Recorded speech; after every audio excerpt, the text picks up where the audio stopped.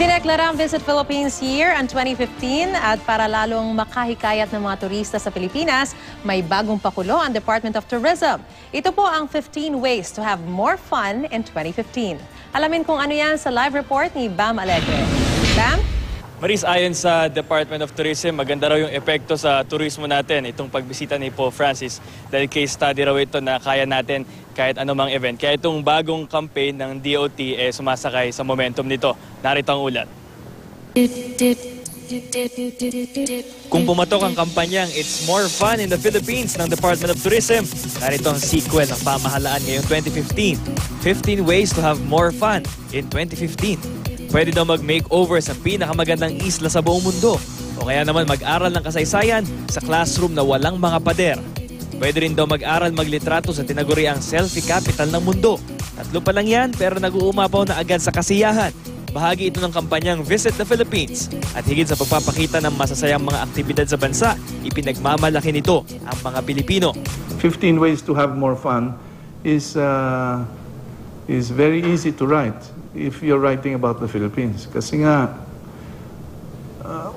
ano tayo pinagkabit-kabit na, na kakwilahan Talagang kwela talaga ang Pilipinas in more respects than people realize pagpakita ng maganda sa bisita.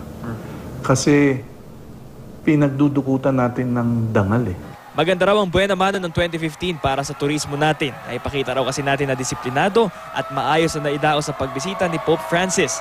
Dagdag kumpiyansa raw ito lalo't Pilipinas ang host ng APEC Summit.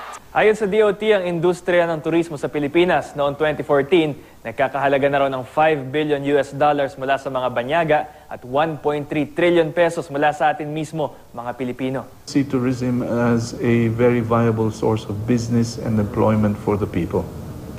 And 2015 is our way of inviting everyone to join in that effort. Ngayong taon, patuloy na nasusuportahan ng pamahalaan ang mga tourist spot na malakas makahatak ng mga turista. Pero mas bibigyan daw ng pansin ang pangangalaga sa mga lugar na ito para mapanatiling kaaya-ayang bisitahin sa mga susunod pang taon. Kung tatanungin naman ng ilan, ano-ano ba mga lugar ang dapat bigyang pansin ng mga turista ngayong taon? Sa akin, number 1 pa rin yung Bigan. Manila. At sa Cebu. Yung bayan namin, sa Bantayan Island. Bakit po yun ang gusto nyo?